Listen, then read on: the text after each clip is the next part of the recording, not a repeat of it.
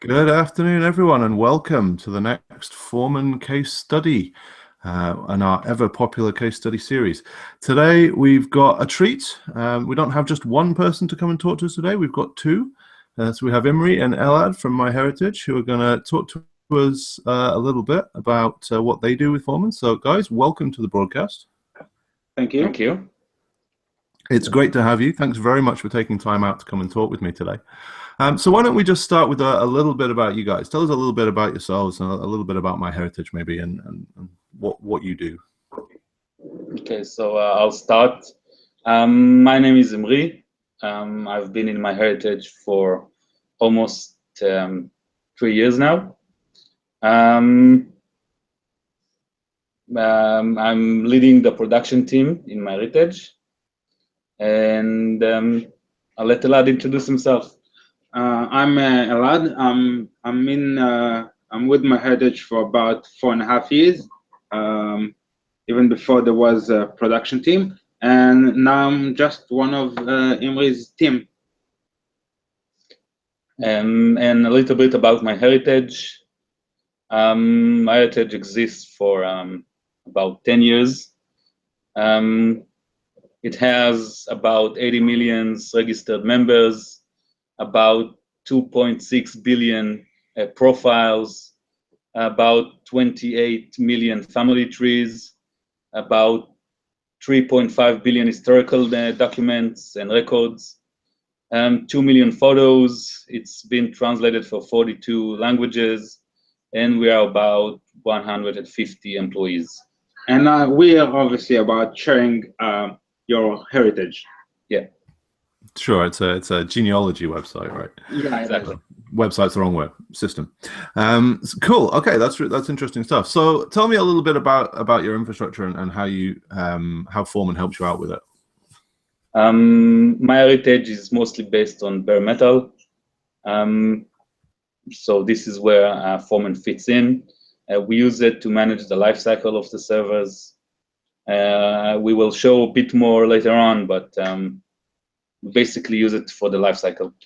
Yeah, we started using Foreman. I think it was version 1.7. It was just a little bit before. Who was it that introduced One Ring?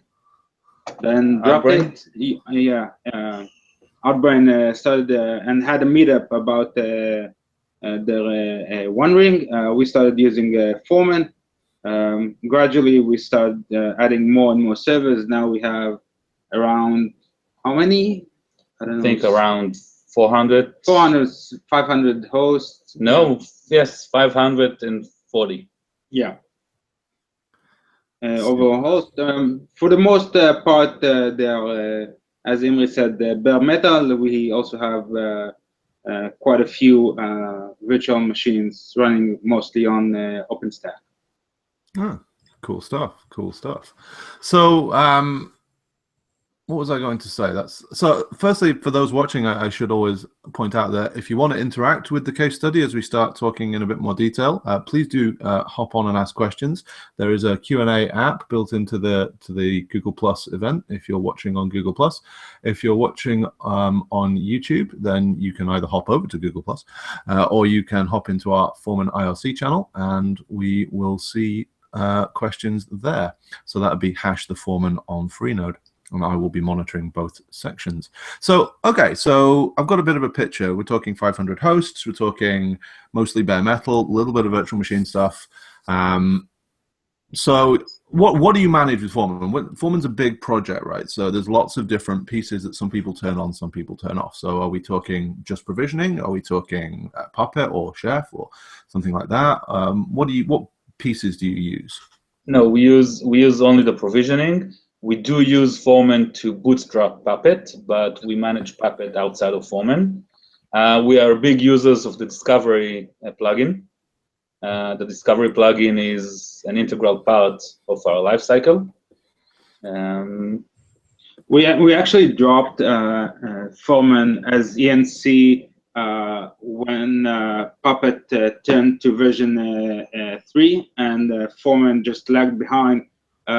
introducing the define types and all such things. So we just disconnected the two, and we just never got them back together.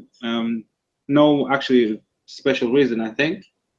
We just manage everything on a version control environment, and it's just as well. Sure. We do wanted to use more features like what's it called? Yeah, I forgot that the plugin that manages the OpenSCAP, which we found Yes. quite yeah, that and the one for the RPMs, the repositories. Yeah, Catello. Yeah, we plan on adding Catello and OpenSCAP in the future, but for now it's mainly for the provisioning and also sort of an inventory system. Yeah. Cool. Let's come back to Catello, and we'll talk about it towards the end. You mentioned discovery, which is obviously something I put in the announcement as being one of the big themes for this case study. So let's get into that, and let's talk a little bit about what you do with discovery and why that's so important to you. So obviously, for those who don't know discovery, those who are not familiar, it's a method for automating your provisioning of bare metal, right? That's what it comes down to. It's metal as a service, bringing them up, putting them in a portal, and making it possible to consume your bare metal in a similar way to virtual machines. So that's the very sort of 10-second overview of discovery. But you guys are really big users of this, right? And you've been busy. So tell us a bit about your use of discovery and how you sort of took it further. The discovery is the first point entry of servers in our environment. When we get new hardware, it gets booted into discovery. And then we'll run some custom code that helps us update our inventory systems, configure some aspects of the host, and it's basically where we start provisioning the servers. We never provision a server without going through the discovery. So when we started to use the discovery, we added some features that we find convenient. Some of them are small, some of them might be bigger, but that's it. Every server in our system passed through the discovery at least once. Interesting stuff. So just for those, again, who are not familiar with discovery, obviously the point here being that it's a bootable image, right? That's what we get out of discovery. You drop that down on your TFTP server, and all machines are configured to boot off that if they don't have anything more specific instructions for their MAC addresses. But I believe you guys added a feature around this sort of process, this workflow, right? This is about your boot to discovery feature rather than it being a global setting, if I'm not mistaken. Was that you? It started. We added a couple of features we needed for the discovery. Mainly to be able to detect which machine is actually the one we see in the discovery.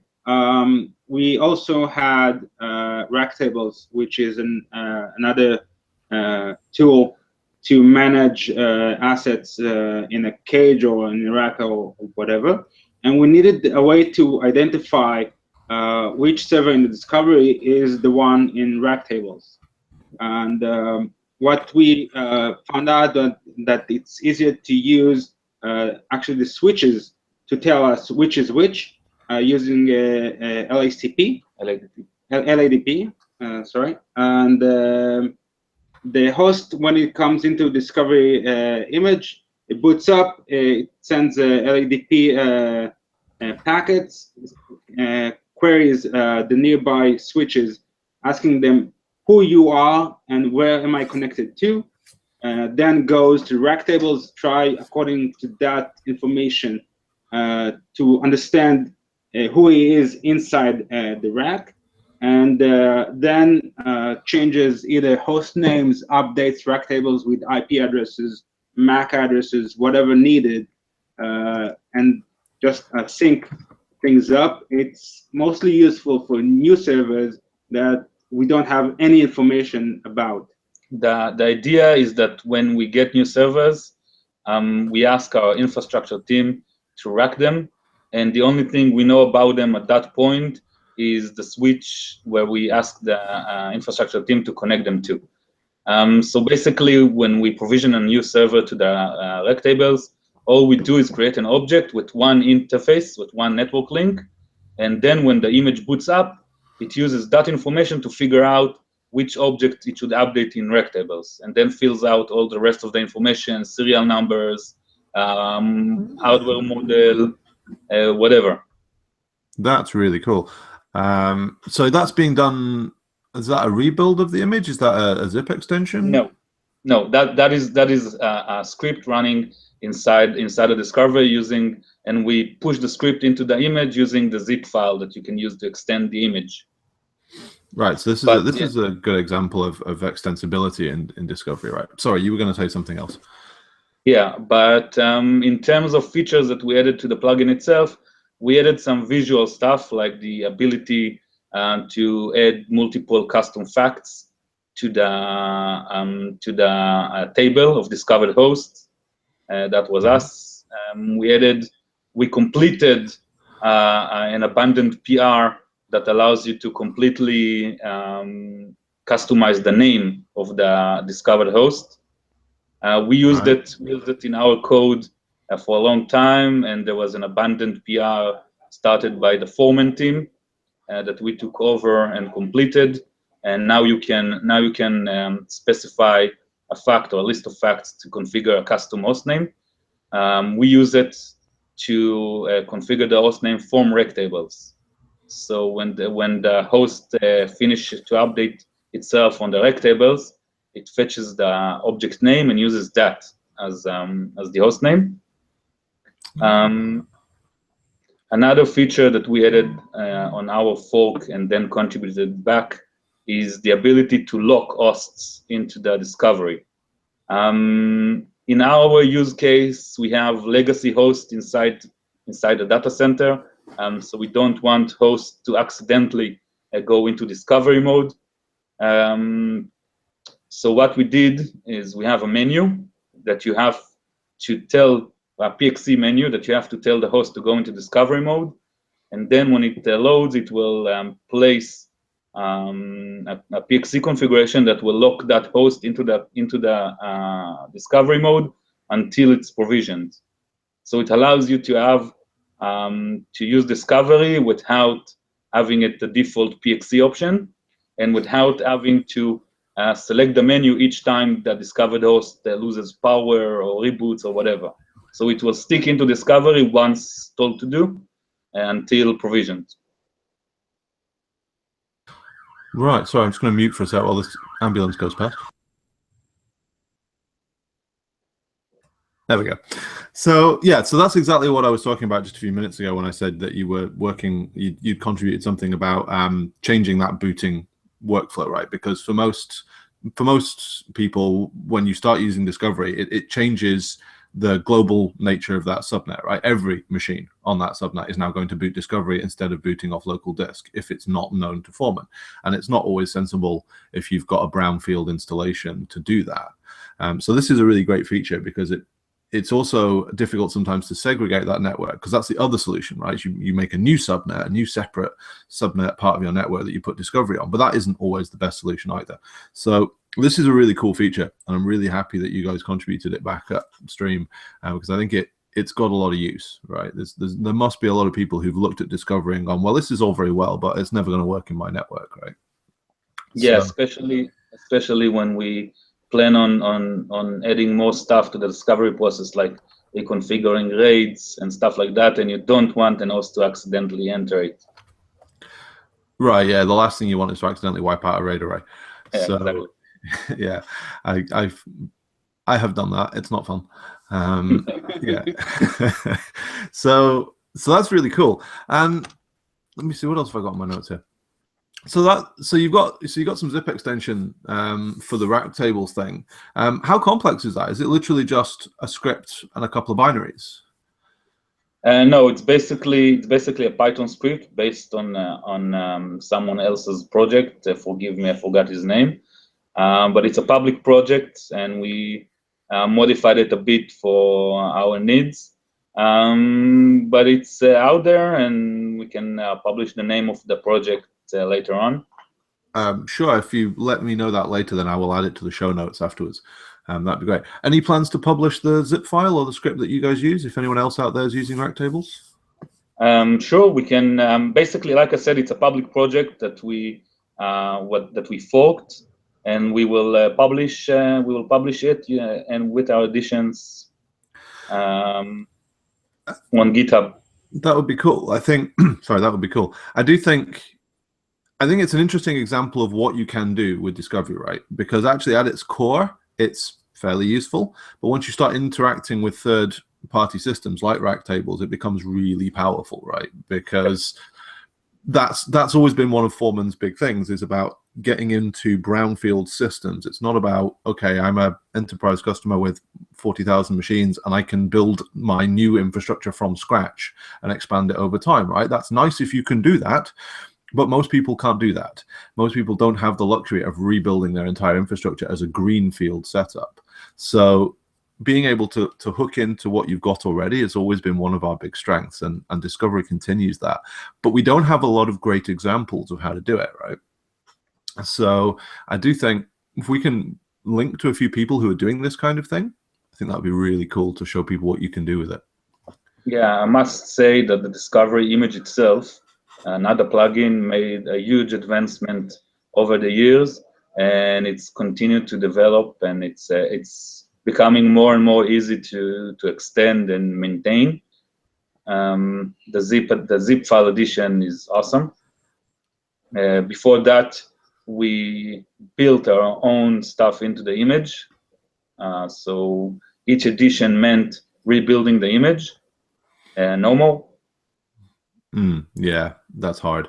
I do have a note here from when we talked earlier about how you did used to bake in some extra packages like Dell Open Manage and this kind of thing. Do you still do that, or do you load it all through zip files now? No, we do that at build time. This is the only thing we do at build time, and mainly not to eat up space from the LVM snapshot. Okay, that's interesting. So cool. So we've talked. Let's see. What else can we say? I'm just trying to think if there's anything else about Discovery that's interesting. I'm just going to check to see if we've got any questions. No questions at the moment, so that's cool. Just having to think about. I mean, I'm glad you like the zip file thing, because that was about the last thing I did on Discovery before I stopped working on it, went on to other parts of the project. And it was fun to write. It was an interesting thing. But I'm really glad it's useful, because that was obviously what it was intended for. Very useful. Good. But as I say, I think I'll be honest, I've not looked at the Discovery documentation for a little while, but I don't believe we have a lot of great examples of what you can do with that sort of zip file extension. So I think it would be great to have some if you guys are willing to kind of show a little bit about that. Maybe we should take a look at it. Do you want to pop it up, or is it just not worth it? You want to see the zip itself? Sure. Let's put a file listing up on the broadcast. Why not? We have the time. So basically, you see our own fork of the Foreman Discovery image, and here we have the source of the zip file. This is the Rectable update script we talked about. Again, this is not something we wrote. This is something we forked and modified to our needs. As you can see, you can put arbitrary stuff into the zip.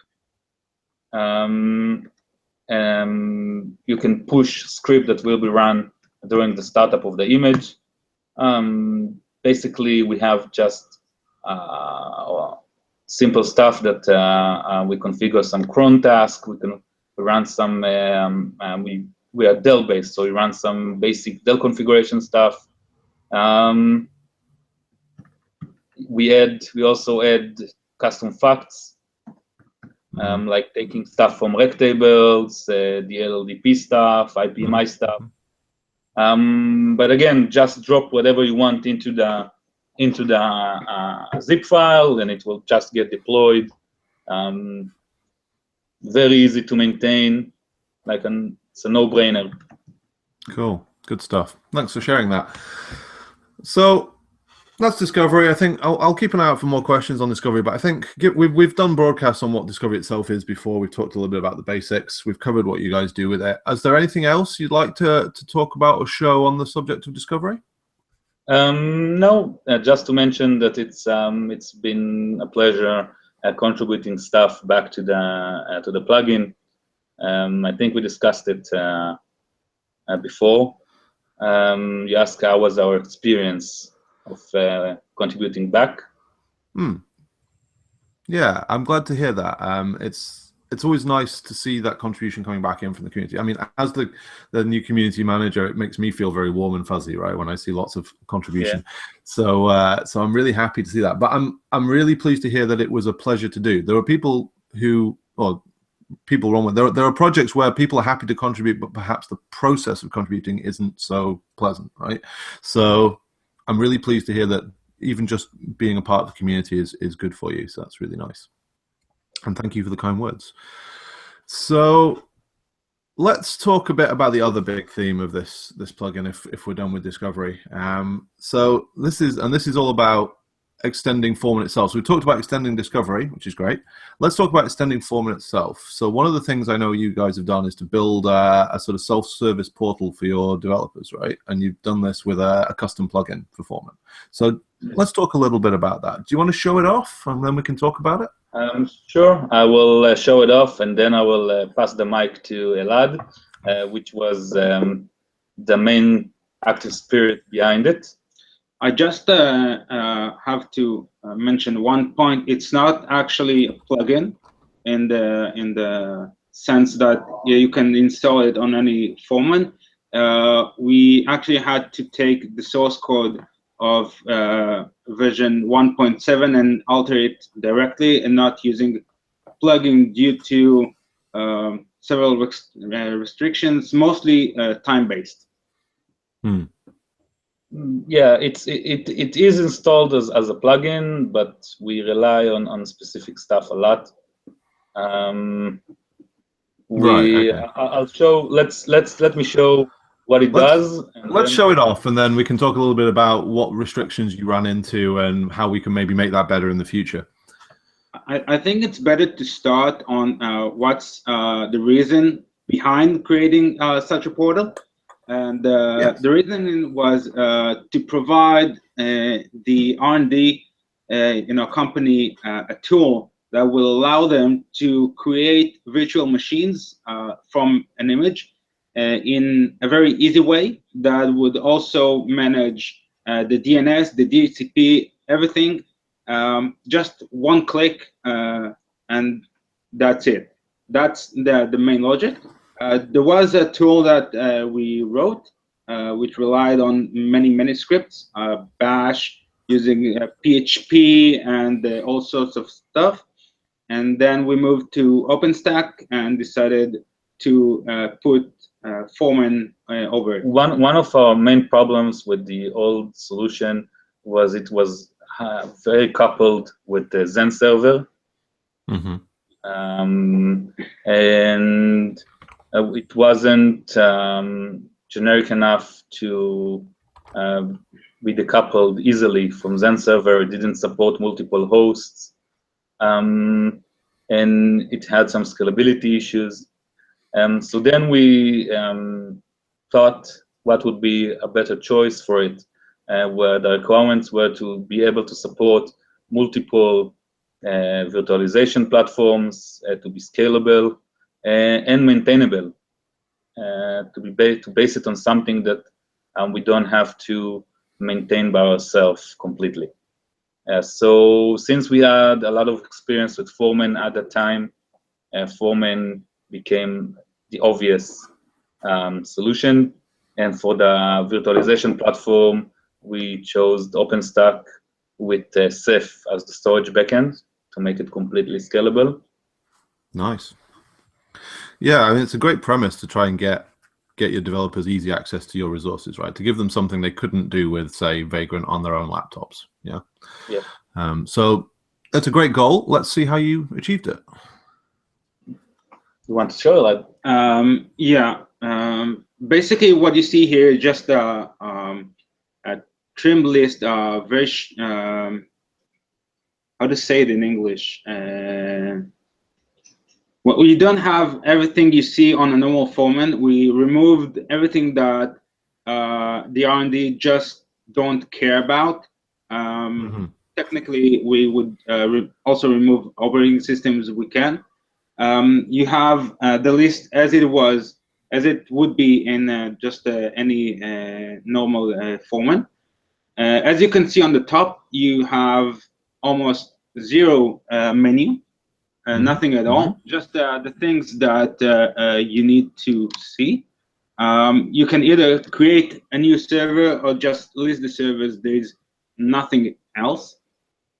Cool. When creating a new server, since we do have a naming convention, then the Foreman itself will provide you a new name, a random one, using the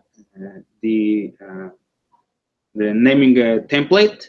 You can override it if you want, but you can be sure that this one is free and unused. As you can see, everything else in the form is hidden in the terms that you can't change anything in the network, you can't change anything in the OS, no parameters, nothing at all. All you can do is decide which host group you want, and which tenant you want it on in terms of OpenStack. Everything else is just modified in the background. The form itself is there, just not visible. All you need to do is just click submit, and you have a new machine booted up and ready. Very cool. Very cool. So Yeah. how did you go about achieving that then? So you say so this is all done by just directly editing the code? Or you've added new controllers? Yeah, we've overwritten the host controller and the host view. We thought about using the face. Yes, it has. I think I double clicked it. We thought about using the face, but it wasn't suitable for our goal. So yeah, we just overridden the host controller and host view. Yeah, adding also some CSS, some JavaScript snippets to change, for say, the host group to use the first one or the only one. Same for the deploy on changing the OpenStack compute resource, and also make the Foreman actually post the data back to the server in order to fill the form that's hidden. Yeah, because obviously you need the rest of the values in there, otherwise it's not going to save. Yeah, obviously. Yeah, okay. Well, that's pretty straightforward, really, isn't it? And I believe also you did some fun stuff around cloning as well? Yeah, as you can see, let's keep it on. Oh, okay. You have the basic functionality of creating a new host, and that would be created from an image that's staying aside. You can also clone an already created machine. The difference is that Foreman, as it is right now, when you clone, you just clone the Foreman metadata and not the actual machine on OpenStack. And we wanted to actually clone the machine itself. In order to do that, if the machine is ready to be cloned, you can see the clone button. Inside, you will get to a new machine form, but in the background, what happens is that the form has a new hidden value of the source machine UUID, which is posted back, and then the controller goes to OpenStack, tells it, okay, right now just pause the machine, clone the actual disk of that machine, get a new disk, and boot from the new disk a new machine, and then you have an actual clone of the server. That's very cool. That's sort of something I think that we could potentially. I would like to see something like that upstream for compute resources that support it, right? Because not all of them do. But I think where you can do a clone, I think it would be a great option to offer people. So it'd be very interesting to see if we could make that work in a more generic fashion, just like either another menu option, clone and deep clone, or a checkbox or something, clone the disk as well, or whatever it might turn out to be. But I think it would be quite interesting to have that in Foreman Core. It'd be quite good. So what was I going to say? I had a question. Right. So you've gone, so all of this sort of simplification process, this cutting everything down for your developers. So that's all done by overwriting the controllers, right? By writing new ones, writing new code in there within the application itself. Extending them. Yeah, extending them. Yeah. So if we were to talk about this from a plugins perspective, what would be, I mean, you say, okay, deface is a good example, right? Where deface isn't suitable for what you want to do. That's cool. I get that. It's not always ideal. And certainly for something as complex as the host form, I can see why you would run into trouble with it. But are there any other blockers? Is this just a question of, I can't quite get the forms to look right? Or is there other things that prevent it being moved out into a plugin? No, as far as I remember, it was the main problem, because back then it was only the face, and there was some aspects you couldn't just do. Technically, you couldn't do with how the form is built using the face, and just pushed us into changing the code itself. Other than that, everything else is written in as a plugin. That is, we do use concerns. We do have DB migrations if we need. Everything else is completely properly written.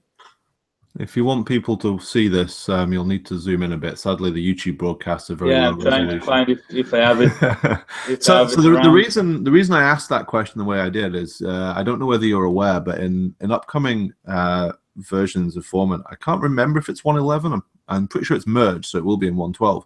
We have this new idea called facets, right?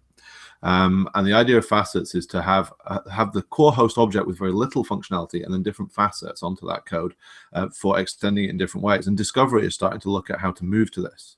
And obviously, Discovery is another example of host manipulation with an entirely different form, right? And so what Discovery does under the hood today is to take that object, to take a discovered host object, take in the data that the user is given, and then add in everything else that it needs in order to turn it into a real host object. And it feels like you could probably do something similar. Instead of, I mean, there would need to be obviously more work around the UI so that it doesn't list the hosts, but it lists the simplified hosts, let's say whatever the model gets called, right? But it seems like it ought to be possible, and I'd be really interested in seeing whether it could be done. Obviously, I'm volunteering other people's time here because I'm not going to be the one doing it, right? But it sounds like a plugin that other people would be interested in. Let's put it that way. I'm sure I've heard other people wanting to do simplified self-service portals around the community. So it would be an interesting challenge to try and solve to make it a full plugin, I think. We will be glad to try and kickstart it. Yeah, there are a couple of stuff that also need to be done, like the option to completely remove the bare metal option from the drop-down menu, or for say, if there is only one host group available in the system, auto-select it as the default one. Yeah, that's just one example, which is kind of logical, because if you do have only one and you have to have a host group for the host, then just set it. Right. Except you don't have to. And in standard Foreman, anyway, you might have to in terms of your policies and so on. But in terms of Foreman, you don't have to, right? So today we just use JavaScript to select the first one. Right, and there's nothing wrong with that, right? That's fine. And again, if you're writing this as a new model and therefore a new controller, because obviously Discovery has its own controllers as well, then you can do whatever you like, right? Basically, we could have just created, just create our own form and populate the fields of the host objects ourselves and create a new host. And the thing we wanted is to utilize all the same way Foreman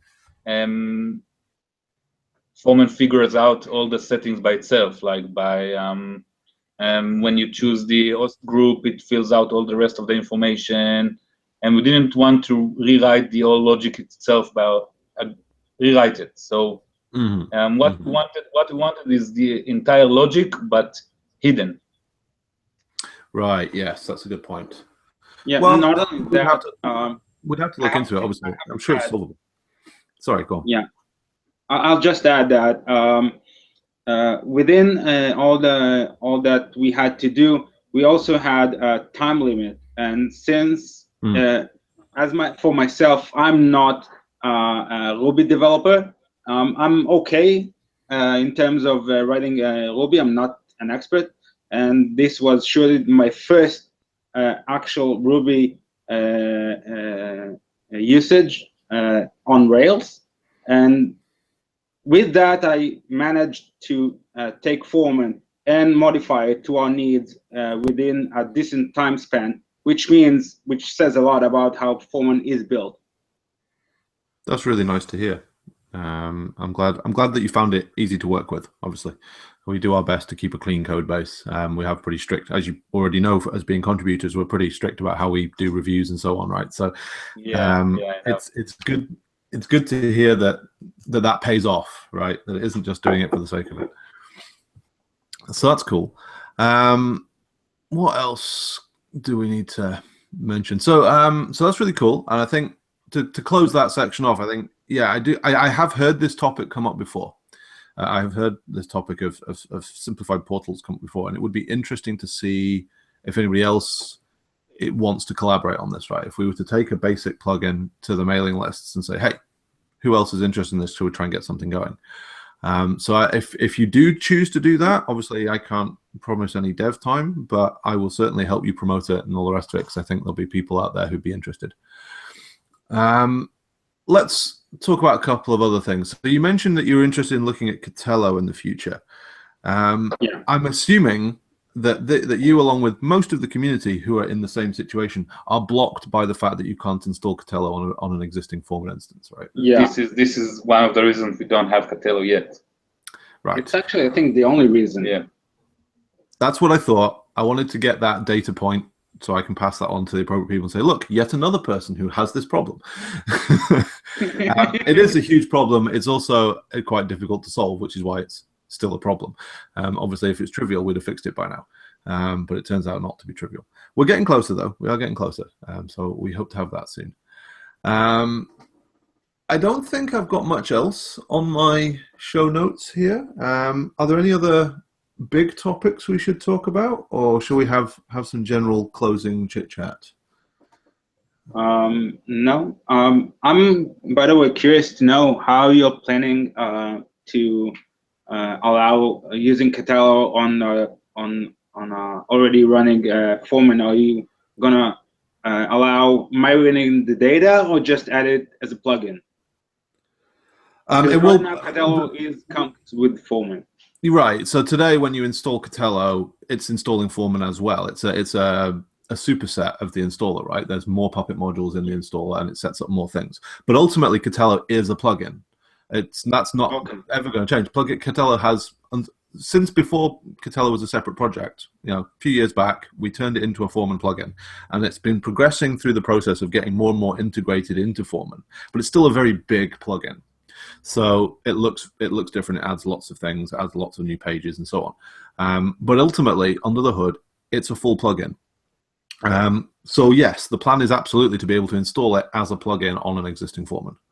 How easy it is to do that, that turns out to be quite hard.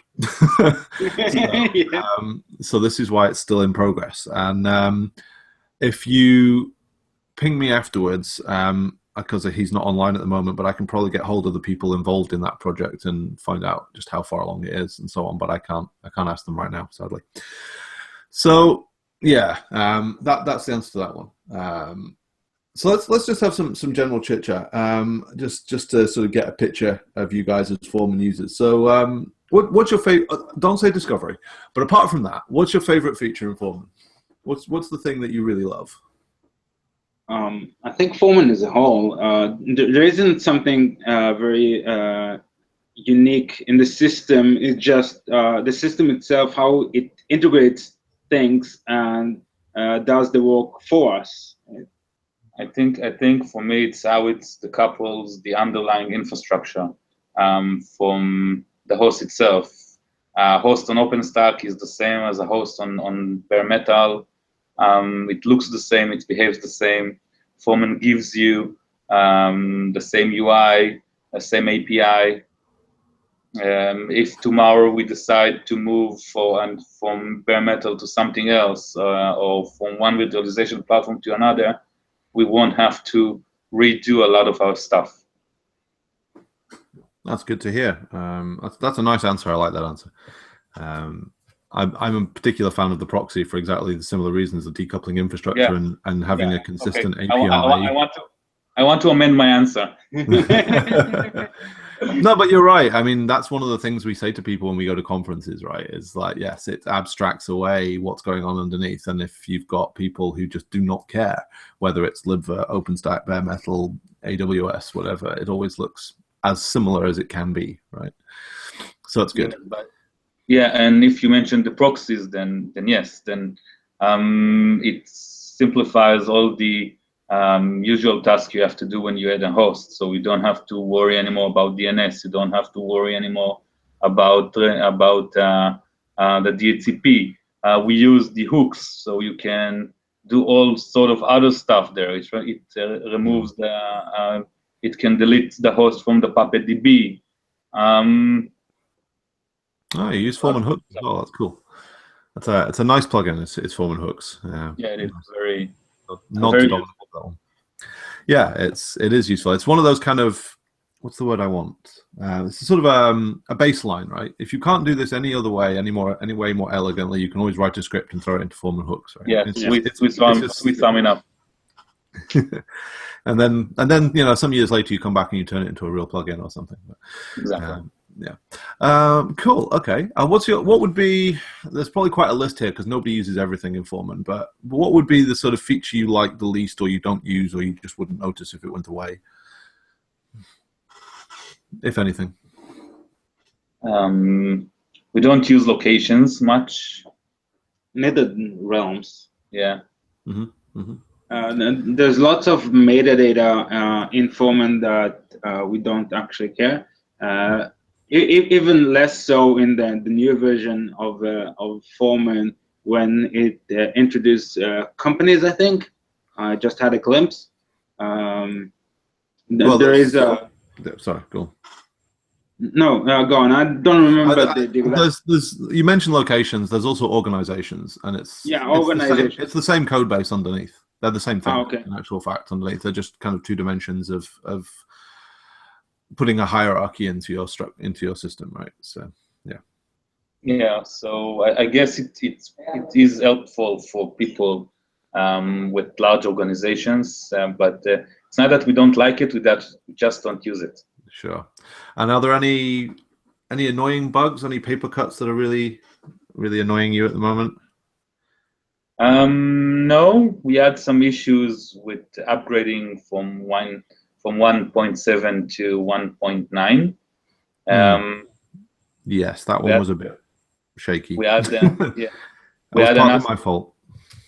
The migration of the interfaces. Yes.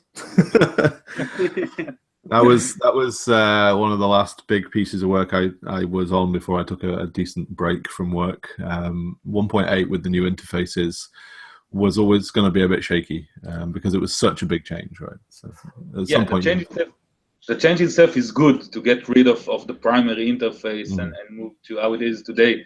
So the change is blessed because it dropped us a lot previously, but yeah, the bug that created duplicate IPs. Yeah, there was more than one bug in that as well. There was a bug in which we had at least one community member who managed to wipe out half of his infrastructure because we put that data into the ENC, but we called it interfaces. Just a raw hash called interfaces instead of something like Foreman interfaces. And of course, someone else happened to already have Puppet code that used a parameter called interfaces. And it just nuked the whole thing. And it was just like, oh, that was stupid. So no, it didn't nuke our environment. It just made it impossible to edit hosts. So we had to do like a wake task to fix it. Yeah, it wasn't fun, but it stabilized and it seems very popular now. So I'm still pleased. Yeah, now that we after that incident, it's we really like the new version and we really like the way the direction the UI is going. Have you seen the new UI in 1.11? Yeah, I have. Starting to work on the option to boot from volume or from snapshots. That's another PR. Nice. We had that in. We had or we have. We still have it. We still have it. Yeah, we still do have the option to boot from a volume or from a snapshot in OpenStack, and there was a request, a bug for it, and I started working. And as said, per the working procedure, I got a very, very nice review, and well, it just tripled my work. But I'm getting there. In order to do that, I need obviously to see the new UI. I'm using the 1.11 Foreman. It's an interesting UI. I like it, but it took me a while to get used to it. It's just a change thing, right? It's just what you're used to. But what I'm very glad is that we didn't change anything else. Like all the menus are still where you expect them. Like not much of the functionality changed, so everything is still where you expect it. It just looks a bit different, and that's probably a good thing. Like change one thing at a time, right? So yeah, cool. Okay, well we are running low on time. I think I don't see any questions just now, but that's fine. That's quite often the case. So I guess, is there anything else you guys want to say, mention, shout outs, anything like that? No, just thank you for all the Foreman team for accepting our PRs and being patient with us. Hey, you guys are part of the Foreman team as well. You've contributed code, but thank you. It's a privilege to work with a community like this. It really is, and I'm glad that you're enjoying it as well. So I think we'll wrap up. Imri, thank you very much for your time today. It's been wonderful. Thank you. This video. No, you're quite welcome. It's always good to talk about this stuff, and there are features we don't make enough noise about, right? So discovery is one. But also just talking about extensibility and things like this is also important as well. So the more of these interviews we can do, the more there's the chance that someone will watch one of these and go, hey, that fits my use case. Yeah, so, if you use bare metal, you should use the discovery. That's simple. I'm going to take that as a tagline and put that somewhere, I think. Can I attribute that quote? That's good. Okay. So thank you very much for your time, guys. As ever, this video will go up on YouTube shortly, and I will link it in the usual places. I don't have any more case studies lined up for the future. If you're watching this now or in the future and you like to do a case study, do come and talk to me, and I will be happy to discuss what we can do. With that, thank you very much, guys. This has been a great Foreman case study, and I will see you again next time. Until then, everyone, do take care.